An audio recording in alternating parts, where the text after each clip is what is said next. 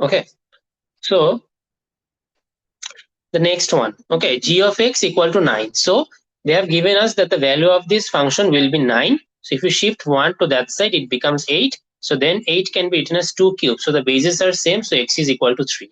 26, 27, and 28 basically same. You just have to make simultaneous equation. For example, f of 1 equal to 8. So in terms of x, write 1. It will be equal to 8.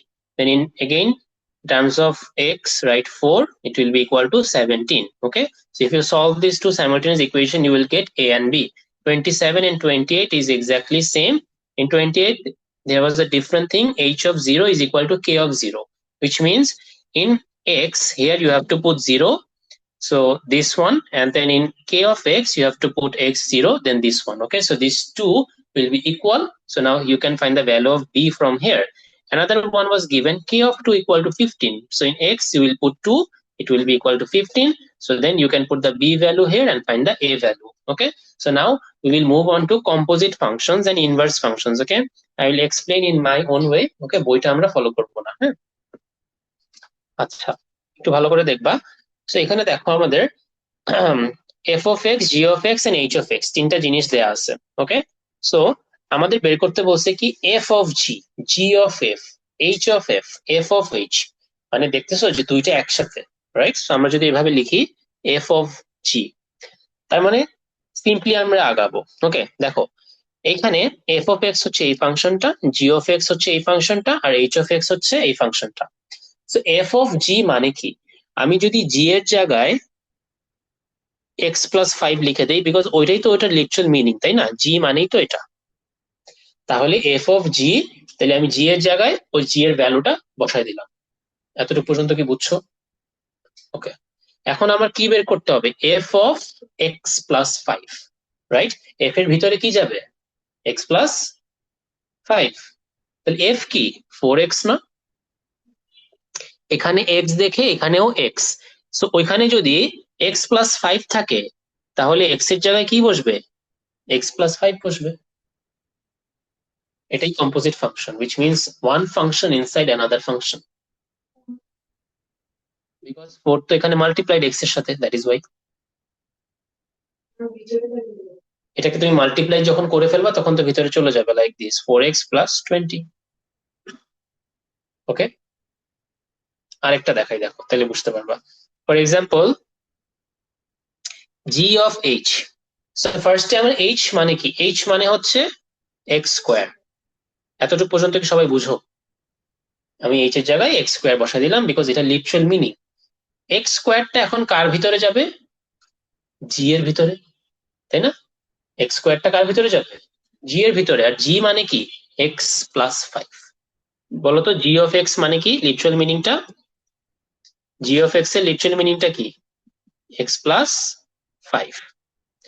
এখন as here it is x, that is why it is x. If it was x square, it would be x square. So it will be what? X square plus 5. Only the x will change. x এর যে জিনিসগুলো ওগুলো change হবে, বাকি যে 5 multiply plus division ওগুলো কোনো change হবে না। হ্যাঁ, এটা জি এক্স স্কোয়ারের অ্যান্সারই এটা, এক্স স্কোয়ার প্লাস 5।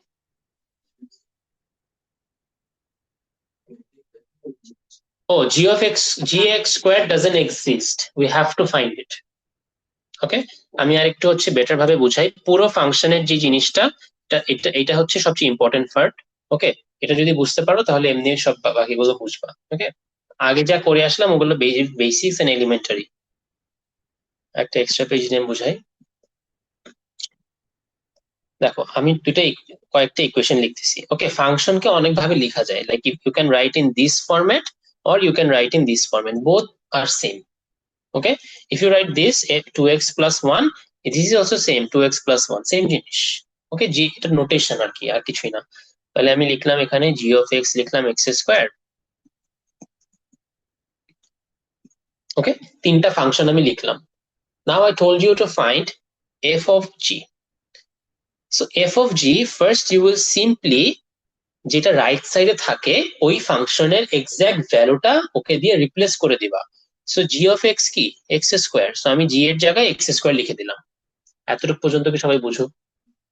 ওকে, এখন আমার এই এক্স স্কোয়ারটা কার ভিতরে যাবে? এফ এর ভিতরে। তো এফ কি? এফ হচ্ছে 2x+1। দেখো এখানে এক্স কেন? বিকজ এখানে এক্স আছে। F of x is defined by x. If it was 2 here, তোমরা কি করতে? এক্স এর জায়গায় টু লিখতে না? সো এখানে যা হবে এক্স এর জায়গায় তা বসবে। সো এখানে যদি এক্স স্কোয়ার হয় তাহলে এখন এক্স এর জায়গায় কি বসবে?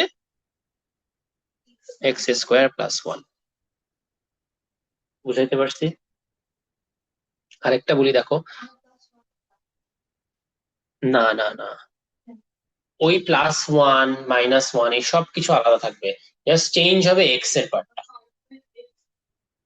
হ্যাঁ, 5/x তো এইচ অফ এক্স, ওইটা একটা দেখাচ্ছি। এইচ অফ জি, দেখো এইচ অফ জি, তাহলে ফার্স্টে যে রাইট সাইডের যেই ফাংশনটা সেটাকে আমরা লিখে ফেলবো। তাই এইচ অফ এক্স স্কোয়ার। এতটুকু পর্যন্ত কি বুঝো? হ্যাঁ, সবাই এতটুকু পর্যন্ত বুঝো?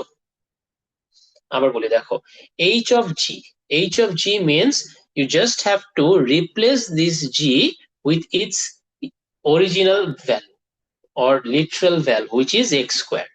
So in case of g, I am writing x square because that is what the g function means. বুঝছো? No, h is also a function. Third one. Okay, now I have to find h of x square. What does h of x square means? This x square will be input into the function of h. So দেখো, এইখানে যখন h of x ছিল, এখানে তাই x ছিল। যদি আমি বলতাম যে h of 2, তাহলে তুমি এখানে 2 দিতা। যদি আমি বলতাম h of 5, তাহলে এখানে 5 দিতা। So h of x square মানে কি? তুমি ওই x এর জায়গায় কি দিবা? x স্কোয়ার দিবা। বুঝছো? সরি, ও এই এইচ, এই এইচটাই মিন করে the function H of X. Okay, আমি আরেকটা দেখাই, দেখো একটু কমপ্লেক্স এটা। F of G of H, তিনটা একসাথে লিখছি, ডাজেন্ট ম্যাটার তুমি তিনটা একসাথে লিখো বা 100টা একসাথে লিখো, concept is same. First we have to start with the very right. Very রাইটে কে আছে?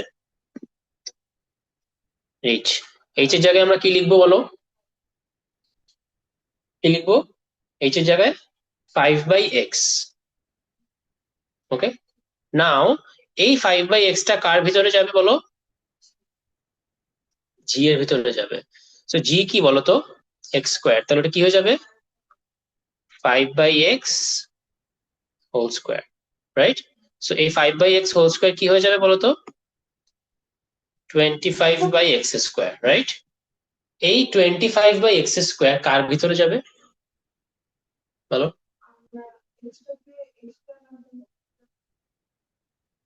আচ্ছা দেখো, এখানে 5/x, এই 5/x টা পুরোটাই x. So G of x কি এক্স স্কোয়ার না? তাহলে ওই এক্স স্কোয়ারের পুরোটার ভিতরেই 5/x চলে গেল। ক্লিয়ার? আচ্ছা, নাও এই 25/x² এটা কার জায়গায় যাবে? এফ এর জায়গায়। এফ কি 2x+1। এখন এটা কোথায় চেঞ্জ হবে? Just the x part. ও ভ্যানিশ, 1/1 ইজ গেটিং ভ্যানিশড, আমরা রিপ্লেস করে দিচ্ছি না ফাংশন। ওকে, আমি আবার আসতেছি দেখো। সো এই 25/x² কার জায়গায় যাবে? এফ অফ এক্স এর এক্স এর জায়গায়, right? So F of x was 2x+1, আর ওই এক্স এর জায়গায় আমরা লিখবো 25/x²+1। বুঝছো আমার কোয়েশ্চেনটা বলো? এখান থেকে জিটা কোথায় চলে গেছে? এই যে 5/x টা, এটা তো আমরা জি এর ফাংশন ইনপুট করেই 5/x হোল স্কোয়ার পেলাম। জি এর ফাংশনটা, না না না, ফার্স্টে আমি এইচ এর ফাংশনটা লিখলাম এইচ এর জায়গায়। এখন এই ফাংশনটা ইনপুট হবে জি তে। হ্যাঁ, বিকজ এই জি অফ এক্স কি ছিল? এক্স স্কোয়ার ছিল। ওকে, সো এই এক্স স্কোয়ারের জায়গায় আমরা 5/x ইনপুট করে দিলাম। বুঝছো? তাহলে এই যে এটা পাইলাম।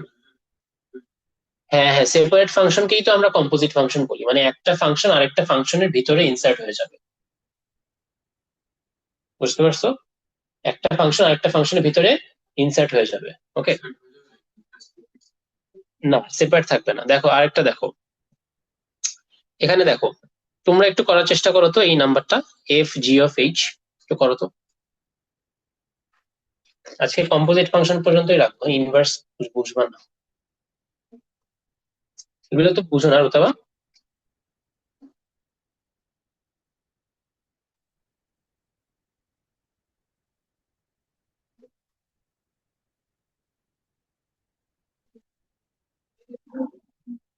দেখো ভালো করে দেখবা, দেখো এফ জি অফ এইচ, একটু ওকে। আমরা ফার্স্টে কি রিপ্লেস করব, এইচ, সবাই বলতে হবে ওকে। এইচ কি, এক্স স্কোয়ার। আচ্ছা, এক্স স্কোয়ারটা এখন কার জায়গায় যাবে, জি এর জায়গায় যাবে। সো জি অফ এক্স কি বলতো, এক্স প্লাস 5। এখানে এক্স দেখে এখানে এক্স, এখানে যদি 2x থাকতো এখানে 2x থাকবে, এখানে যদি 2 থাকে এখানে 2 থাকবে। What ever this x will be, that x will change. So in this case it is x square, so only the x part will change. Why will I give whole square to the whole part? That was different equation, কিন্তু different ছিল। No, no, no, দেখো এই যে g of 5/x, আমার এখানে g of x ছিল তো শুধু x স্কোয়ার, সো এই 5/x টা কি পুরোটা x স্কোয়ারের ভিতরে চলে যাবে না, তাই এটা 5/x x স্কোয়ার হয়ে যাবে, তাই এটা হোল স্কোয়ার হয়েছে, ওইটাতে তো ওইটা না, আলাদা মনে হয় না। ওকে, আচ্ছা, হ্যাঁ। সো নাও এটা কি হবে বলতো, জি এক্স স্কোয়ার, সো জি কি এক্স প্লাস 5, তো এটা কি হবে F x square plus 5, right. So now এই এক্স স্কোয়ার 5 কার কাছে যাবে, এফ এর ভিতরে যাবে, রাইট। এফ এর ভিতরে কি আসিল 4x, সো এটা কি হয়ে যাবে 4x square plus 5, right. So এতটুকু যদি